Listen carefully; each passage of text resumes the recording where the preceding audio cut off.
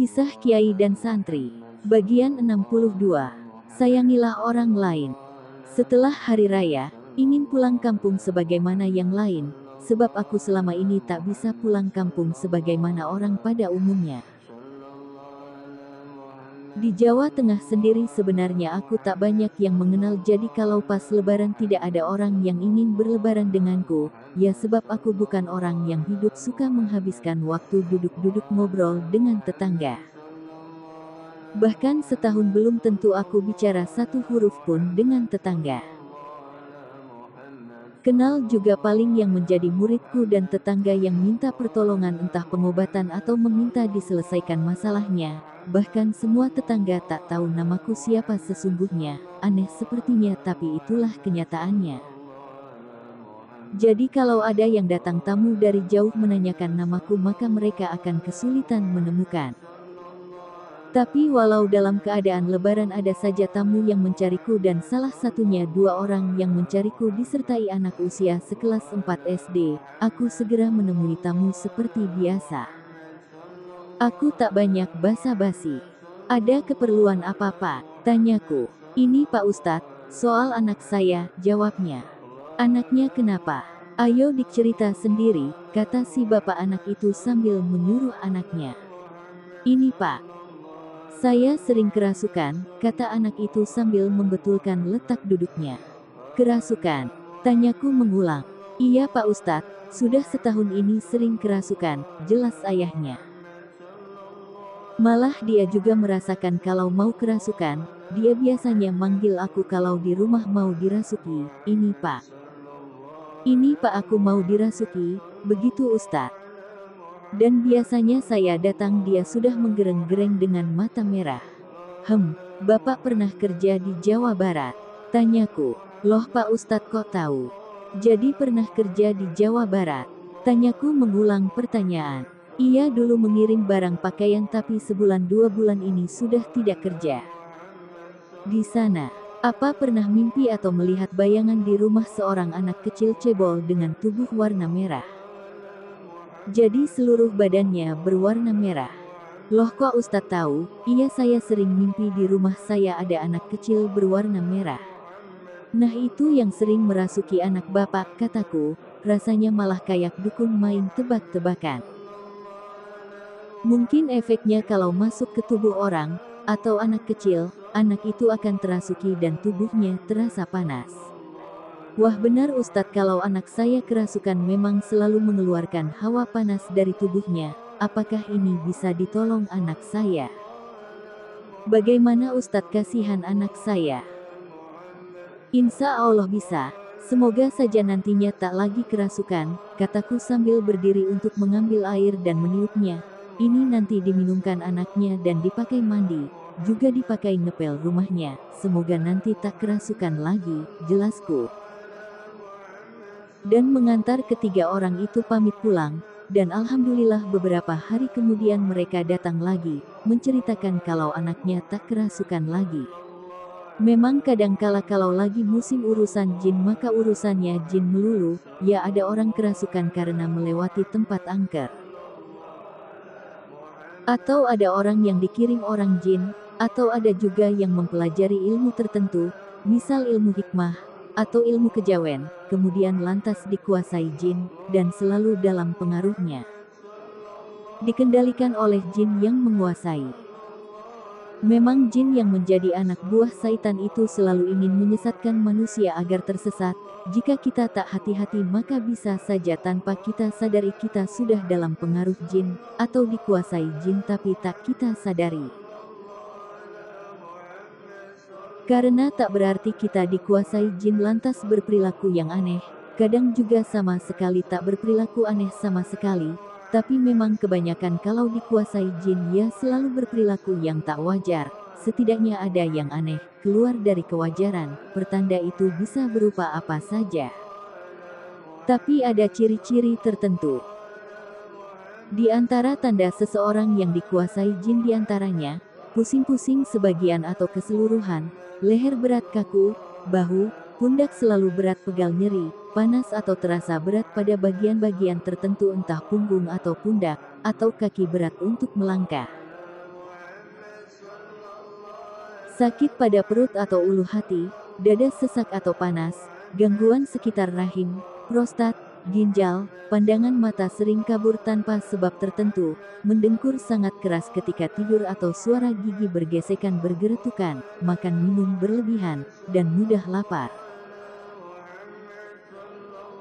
Tapi lama kenyangnya walau sudah makan banyak, karena sari makanan yang dimakan oleh jin, sehingga kadang makannya banyak tapi orangnya lemes dan kurus, memiliki kekuasaan fisik yang di luar kemampuan umumnya manusia, sakit yang sangat pada jam-jam tertentu, sakit yang berpindah-pindah, sakit yang tiba-tiba datang dan tiba-tiba hilang.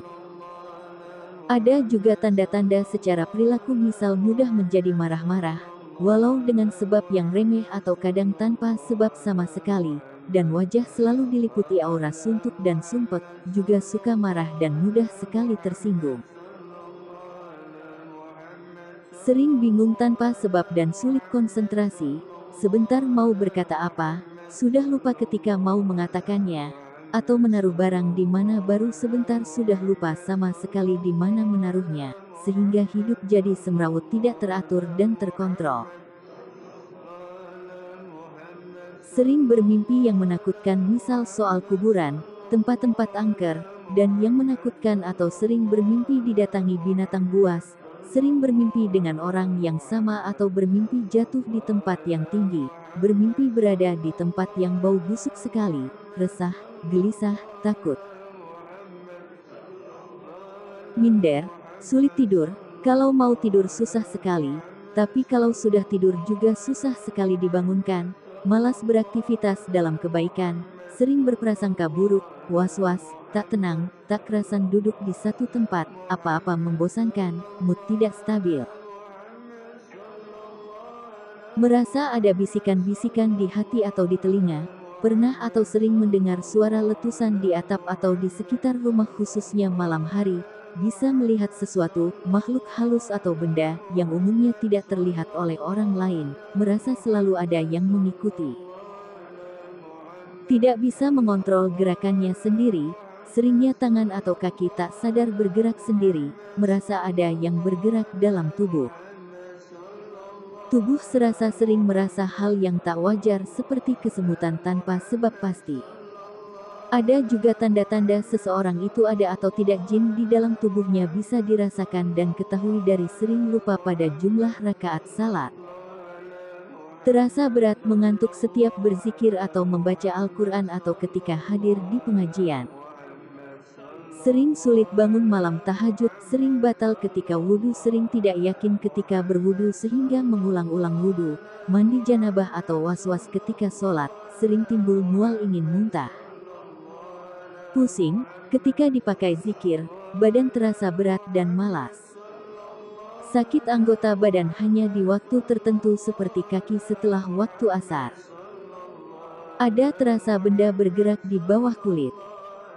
Sayang dan suka yang kelewatan pada orang yang baru dikenal. Pikun ketika usia lanjut. Panas baran atau panas kayak kena cabai.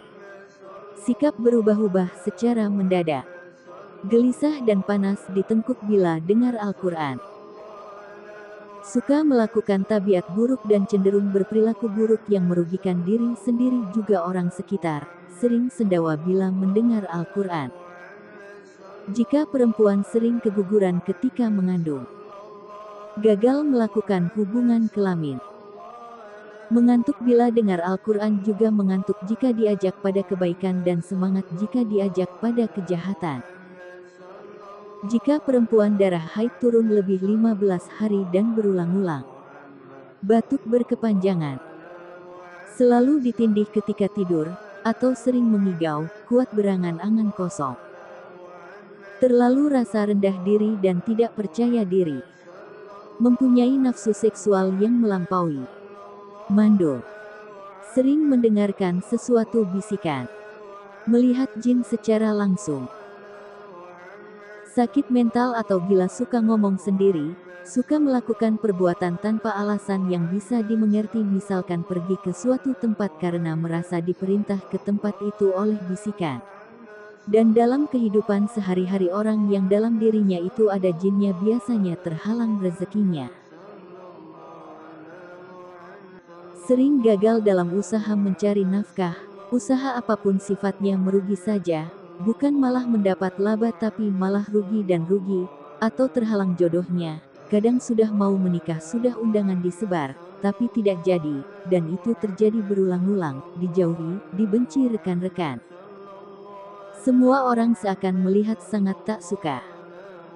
Pertanda diri dikuasai jin beda dengan rumah yang ada jinnya, atau tempat usaha yang ada jinnya, atau yang ditinggali ada jinnya walau ada kesamaan di hal-hal tertentu. Kalau rumah itu ada jinnya biasanya rumah akan terasa angker. Atau orang akan merasa aneh di rumah itu. Kadang-kadang rumah membuat perasaan jadi gelisah atau atmosfernya terasa tebal dan berat. Atau, Anda merasakan ada perubahan suhu di beberapa ruangan, menjadi lebih dingin daripada di ruangan lain. Hal ini disebabkan jin menyerap energi di sekitarnya untuk mewujudkan dirinya. Seringkali orang juga merasa tidak sendirian di rumah itu. Mereka merasa sedang diamati, tapi mereka tidak melihat apapun di sekitarnya. Kadang-kadang ada bayangan berkelebat. Meskipun ini tidak otomatis membuktikan kehadiran hantu atau jin, Anda perlu memperhatikannya untuk mengetahui apakah ada fenomena lain di sekitar Anda. Suara-suara yang aneh, seringkali ada suara ketukan di dinding dalam 3 seri, seperti 3 kali, 6 kali, atau 9 kali. Orang juga bisa mendengar suara orang berjalan, seperti langkah-langkah, mendengarkan suara lemari atau laci di dapur membuka atau menutup, musik, gelas pecah, atau suara orang mandi, bel berdering. Bau-bauan yang tidak biasa, aromanya bisa seperti parfum atau bunga-bungaan, melati, kenanga atau bunga lain atau bau minyak yang keras, baunya sangat manis, atau bau-bau yang busuk. Biasanya, mereka ini jin yang negatif dan mereka mengganggu. Benda-benda yang bergerak, kadang-kadang ada barang, seperti peralatan makan dari perak, yang jatuh gemerincing entah di mana. Atau, batu-batu yang berterbangan di rumah. Lampu terus-menerus menyala dan padam. Rumah dan perabotannya bergoyang-goyang, seolah Anda mengalami gempa bumi seorang diri. Jika ada anjing, perilaku anjing menjadi aneh, anjing akan menggonggong atau tiba-tiba meringkuk. Jika tidur dalam rumah sering mengalami, kayak ditindih atau dicekik, bayi juga sering menangis dengan tangisan yang tidak wajar sampai susah didiamkan. Mimpinya orang yang dalam rumah itu juga buruk, di dalam rumah hawanya panas, antara penghuni satu dengan yang lain sangat mudah sekali cekcok. Saling marah saling menyalahkan, bahkan jika suami istri maka akan sering cekcok sampai banting gelas piring. Anak-anak yang di dalam rumah ada jinnya juga akan sulit sekali diatur, perkembangan emosi mereka labil, malas belajar. Dan jika meminta sesuatu tak dituruti bisa sampai marah-marah yang di luar kendali. Penampakan, nah ini gambaran yang paling jelas. Hal itu bisa berupa bola berkabut dan berkilauan atau sosok yang tampak melayang di udara. Sebagian orang melihat cahaya berkelap-kelip dalam warna biru, oranye, atau ember. Ada juga yang melihat beberapa bagian tubuh dalam wujud lengan atau kaki. Hal ini akan terlihat padat, seperti daging. Bukti paling meyakinkan bahwa sebuah rumah berhantu adalah jika Anda bisa merekam gambar dari hantu itu, bahkan merekam suara-suaranya. Yang jelas di dalam diri ada jinnya, atau dalam rumah ada jinnya itu sangat tak baik buat kita sebagai orang yang beriman kepada Allah.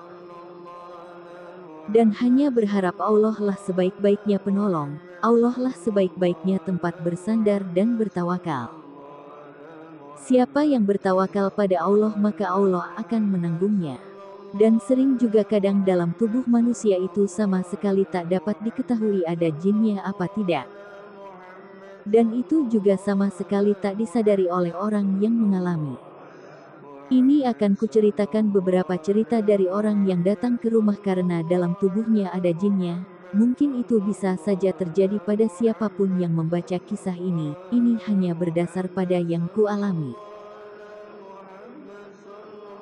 Seperti saat itu hari sudah sore baru juga selesai sholat, dan baru selesai zikir pondasi.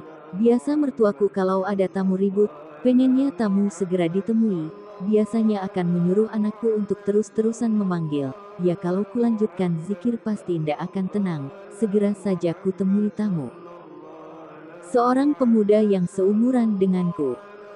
Kulihat dia berusaha menghindar menatap wajahku, seperti orang silau di kegelapan yang terkena cahaya lampu mobil. Aku tetap duduk di depannya, walau dia miring-miring menghindari menatapku.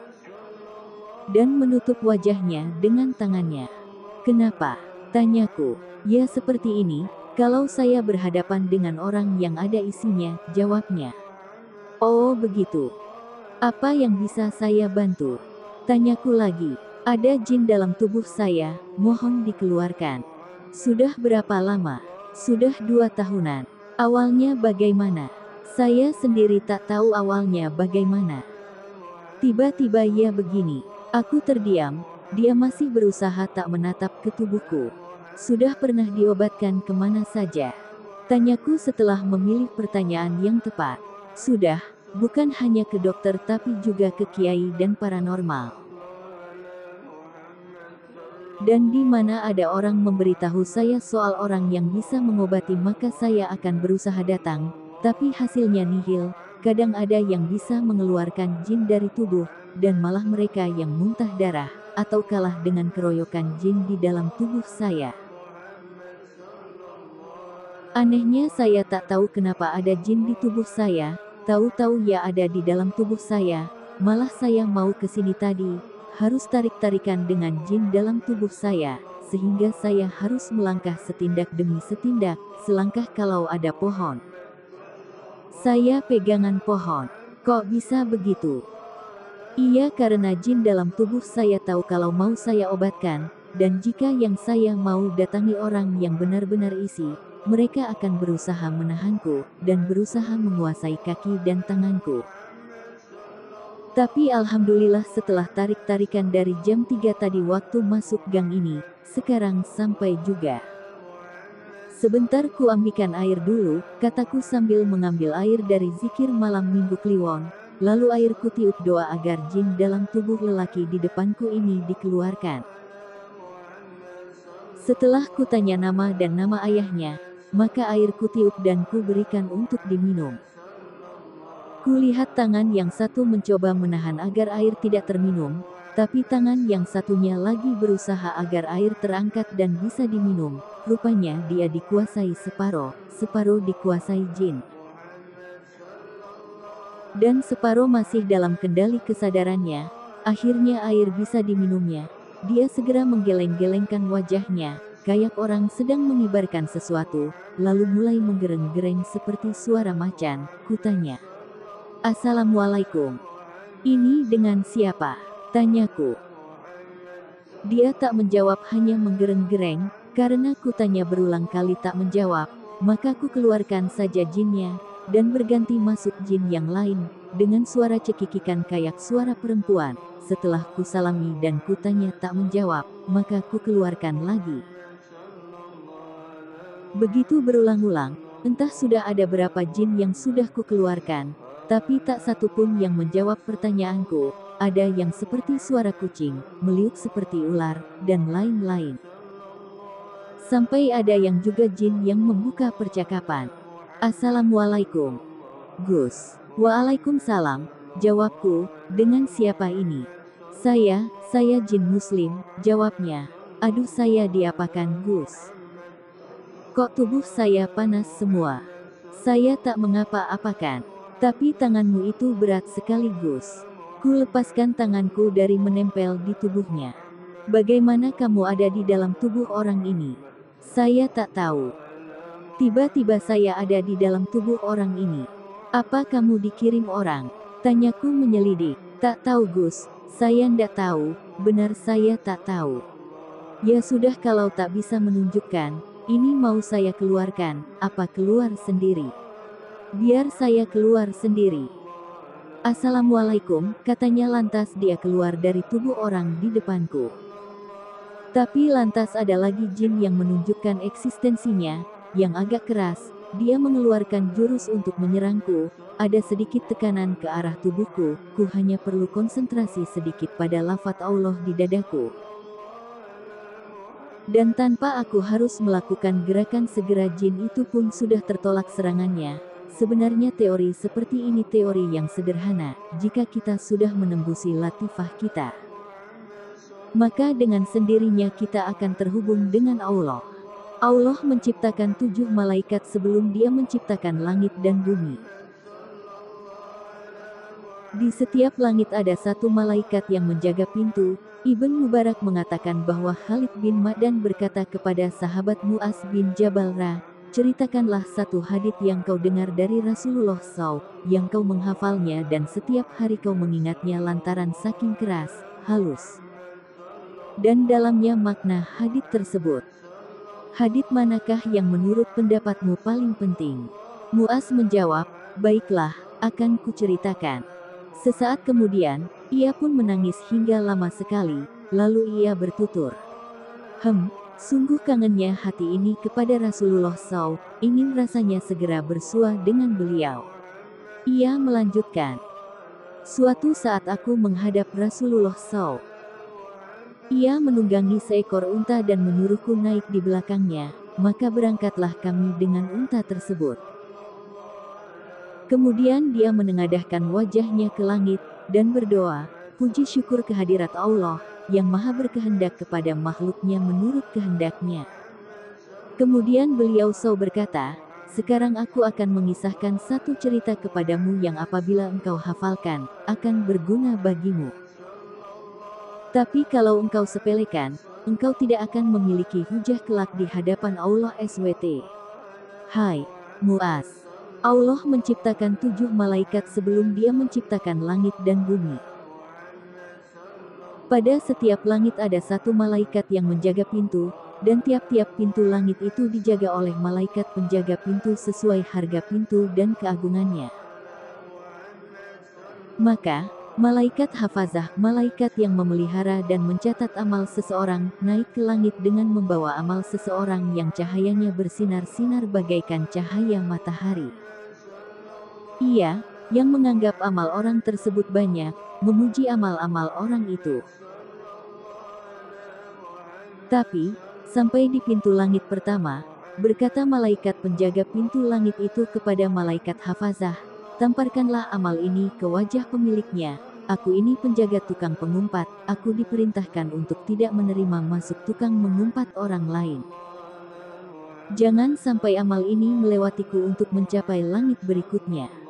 Keesokan harinya, ada lagi malaikat hafazah yang naik ke langit dengan membawa amal solih seorang lainnya yang cahayanya berkilauan. Ia juga memujinya lantaran begitu banyaknya amal tersebut.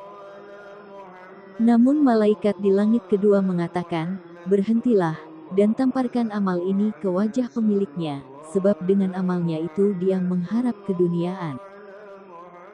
Allah memerintahkanku untuk menahan amal seperti ini, jangan sampai lewat hingga hari berikutnya. Maka seluruh malaikat pun melaknat orang tersebut sampai sore hari. Kemudian ada lagi malaikat hafazah yang naik ke langit dengan membawa amal hamba Allah yang sangat memuaskan. Dipenuhi amal sedekah, puasa, dan bermacam-macam kebaikan yang oleh malaikat hafazah dianggap demikian banyak dan terpuji. Namun saat sampai di langit ketiga berkata malaikat penjaga pintu langit yang ketiga, tamparkanlah amal ini ke wajah pemiliknya, aku malaikat penjaga orang yang sombong. Allah memerintahkanku untuk tidak menerima orang sombong masuk. Jangan sampai amal ini melewatiku untuk mencapai langit berikutnya. Salahnya sendiri ia menyombongkan dirinya di tengah-tengah orang lain. Kemudian ada lagi malaikat hafazah yang naik ke langit keempat, membawa amal seseorang yang bersinar bagaikan bintang yang paling besar, suaranya bergemuruh, penuh dengan tasbih, puasa, salat, naik haji, dan umrah.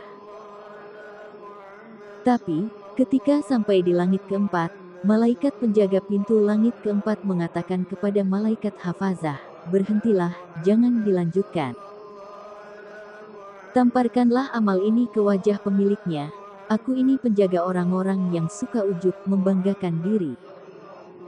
Aku diperintahkan untuk tidak menerima masuk amal tukang ujub. Jangan sampai amal itu melewatiku untuk mencapai langit yang berikutnya, sebab ia kalau beramal selalu ujub." Kemudian naik lagi malaikat hafazah ke langit kelima, membawa amal hamba yang diarak bagaikan pengantin wanita digiring kepada suaminya, amal yang begitu bagus, seperti amal jihad, ibadah haji, ibadah umrah. Cahaya amal itu bagaikan matahari. Namun, begitu sampai di langit kelima, berkata malaikat penjaga pintu langit kelima, "Aku ini penjaga sifat hasut dengki, iri hati. Pemilik amal ini, yang amalnya sedemikian bagus, suka hasut kepada orang lain atas kenikmatan yang Allah berikan kepadanya. Sungguh ia benci kepada apa yang diridai Allah SWT. Saya diperintahkan agar tidak membiarkan amal orang seperti ini untuk melewati pintuku menuju pintu selanjutnya." Petik 2. Kemudian ada lagi malaikat hafazah naik dengan membawa amal lain berupa wudhu yang sempurna, salat yang banyak, puasa, haji, dan umrah. Tapi saat ia sampai di langit ke-6, malaikat penjaga pintu ini mengatakan, "Aku ini malaikat penjaga rahmat. Amal yang seolah-olah bagus ini, tamparkanlah ke wajah pemiliknya." Salah sendiri ia tidak pernah mengasihi orang. Bila ada orang lain yang mendapat musibah, ia merasa senang. Aku diperintahkan agar amal seperti ini tidak melewatiku hingga dapat sampai pada pintu berikutnya. Kemudian ada lagi malaikat hafazah naik ke langit ketujuh dengan membawa amal seorang hamba berupa bermacam-macam sedekah, puasa, salat, jihad, dan kewaraan. Suaranya pun bergemuruh bagaikan geledek.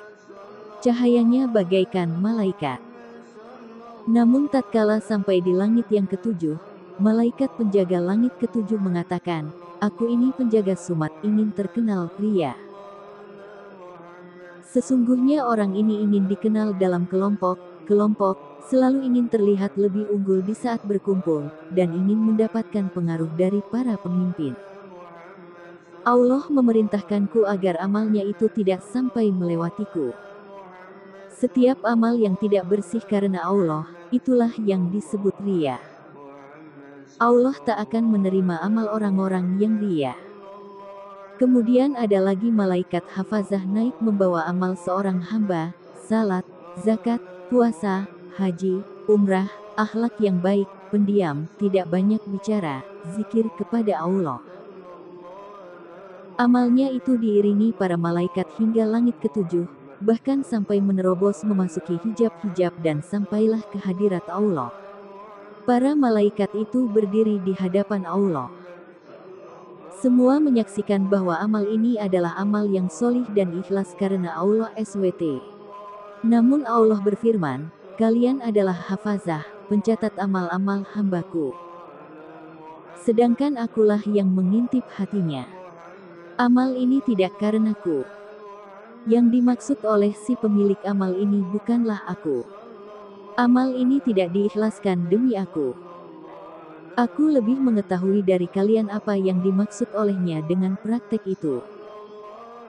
Aku laknat dia, karena menipu orang lain, dan juga menipu kalian para malaikat hafazah. Tapi aku takkan tertipu olehnya. Aku ini yang paling tahu akan hal-hal yang gaib. Akulah yang melihat isi hatinya, dan tidak akan samar kepadaku setiap apapun yang samar. Tidak akan tersembunyi bagiku setiap apapun yang tersembunyi. Pengetahuanku atas apa yang telah terjadi sama dengan pengetahuanku akan apa yang akan terjadi. Pengetahuanku atas apa yang telah lewat sama dengan pengetahuanku atas apa yang akan datang. Pengetahuanku kepada orang-orang terdahuluku sebagaimana pengetahuanku kepada orang-orang yang kemudian. Aku lebih tahu atas apapun yang tersamar dari rahasia. Bagaimana bisa amal hambaku menipuku? Dia bisa menipu makhluk-makhluk yang tidak tahu, sedangkan aku ini yang mengetahui hal-hal yang gaib. Laknatku tetap kepadanya. 7 malaikat hafazah yang ada pada saat itu dan 3.000 malaikat lain yang mengiringinya menimpali, "Wahai Tuhan kami, dengan demikian tetaplah laknat-Mu dan laknat kami kepadanya." Maka, semua yang ada di langit pun mengatakan, "Tetapkanlah laknat Allah dan laknat mereka yang melaknat kepadanya." Tahanlah mulutmu. Mu'az pun kemudian menangis terisak-isak dan berkata, "Ya Rasulullah, bagaimana bisa aku selamat dari apa yang baru engkau ceritakan itu?" Rasulullah SAW menjawab, "Wahai Mu'az, ikutilah nabimu dalam hal keyakinan." Mu'az berkata lagi, "Wahai Tuan, engkau adalah Rasulullah. Sedangkan aku ini hanyalah si Mu'az bin Jabal, bagaimana aku dapat selamat dan terlepas dari bahaya tersebut?" Rasulullah SAW bersabda, "Seandainya dalam amalmu ada kelengahan, tahanlah mulutmu, jangan sampai menjelek-jelekkan orang lain, dan juga saudara-saudaramu sesama ulama. Apabila engkau hendak menjelek-jelekkan orang lain, ingatlah pada dirimu sendiri. Sebagaimana engkau tahu dirimu pun penuh dengan aib. Jangan membersihkan dirimu dengan menjelek-jelekkan orang lain. Jangan mengangkat dirimu sendiri dengan menekan orang lain. Jangan ria dengan amalmu agar diketahui orang lain. Janganlah termasuk golongan orang yang mementingkan dunia dengan melupakan akhirat. Kamu jangan berbisik-bisik dengan seseorang padahal di sebelahmu ada orang lain yang tidak diajak berbisik. Jangan takabur kepada orang lain, nanti akan kadaluarsa bagimu kebaikan dunia dan akhirat. Jangan berkata kasar dalam suatu majelis dengan maksud supaya orang-orang takut akan keburukan akhlakmu itu. Jangan mengungkit-ungkit ketika berbuat kebaikan. Jangan merobek-robek pribadi orang lain dengan mulutmu, kelak kamu akan dirobek-robek oleh anjing-anjing neraka jahanam, sebagaimana firman Allah, "Wa na'ashitati nasyita."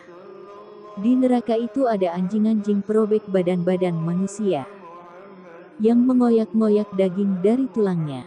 Aku, Mu'az, berkata, "Ya Rasulullah, siapa yang akan kuat menanggung penderitaan semacam ini?"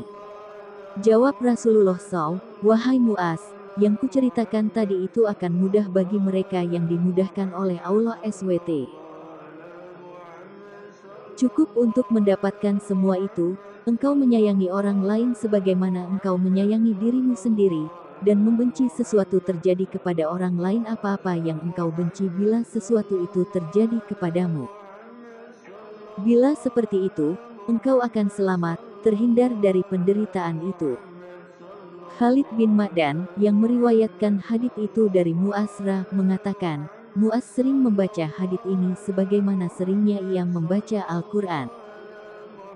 Mempelajari hadits ini sebagaimana ia mempelajari Al-Quran dalam majelisnya.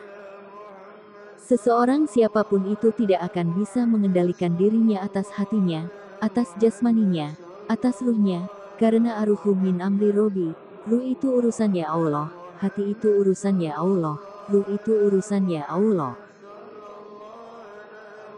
Dalam diri manusia itu ada 7 latifah, sebagaimana ada pintu 7 langit. Latifah itu adalah latifah kolbi, latifah sir, latifah khofi, latifah akhfa, latifah ruh, latifah nafsi, dan latifah kulu badan. Kalau manusia itu membersihkan latifah dalam tubuhnya, maka sama saja dia membersihkan diri dari 7 kekotoran yang menjadi sebab tertolaknya amal sampai menembusi 7 langit. Dengan sendirinya kalau 7 latifahnya bersih dari sifat tercela maka sama saja dia telah membuka 7 pintu langit. Ini sebenarnya teori sangat sederhana, tapi mungkin jarang orang yang berpikir ke sana. Jika 7 latifah kita terbuka bersih dari batu dan kekotoran yang menutup sumur Fadzilah, maka air Fadzilah dari Allah akan memancar tanpa harus kita mengupayakan agar air keluar, sebagaimana sumur yang telah ketemu sumbernya yang ada 7. Sumur itu akan menyumber terus tanpa kita mengupayakan agar airnya keluar. Nah, saat pembersihan dan penggalian 7 pintu latifah itu, dan saat pembersihan soal ruhani itu jelas bukan urusan kita, atau penyedot debu dari manapun, juga bukan urusan cleaning service manapun. Tak ada pembersih atau sabun apapun yang bisa membersihkan, tak bisa itu dilakukan manusia, kecuali oleh Allah yang bisa membolak-balikkan hati, penguasa alam ruh, alam sir dan akhfa. Maka tak ada solusi paling cerdas melebihi solusi mendekatkan Sang Maha Membersihkan, yaitu Allah, agar ruh kita, kolbu kita dibersihkan, dan pendekatan itu dengan memperbanyak zikir mengingatnya. Sebab Allah itu beda dengan makhluk, Dia tak butuh disogok atau membutuhkan makanan enak, atau diberi parsel agar kita menjadi dekat, tapi Dia didekati dengan pendekatan kehambaan kita, maunya kita menghamba, mengingatnya, dalam tidur, duduk, berdiri. Menunjukkan kecintaan kita. Nah, ini juga sebenarnya juga kemudian berhubungan dengan urusan jin itu, kok bisa? Sebenarnya ini pengalaman saja, jadi kejadian yang terjadi sebagaimana pengalaman yang kualami, lalu aku mengambil kesimpulan. Dan siapa saja nanti bisa mempraktekkan dengan apa yang akan kuceritakan ini. Bersambung. Bagian 63.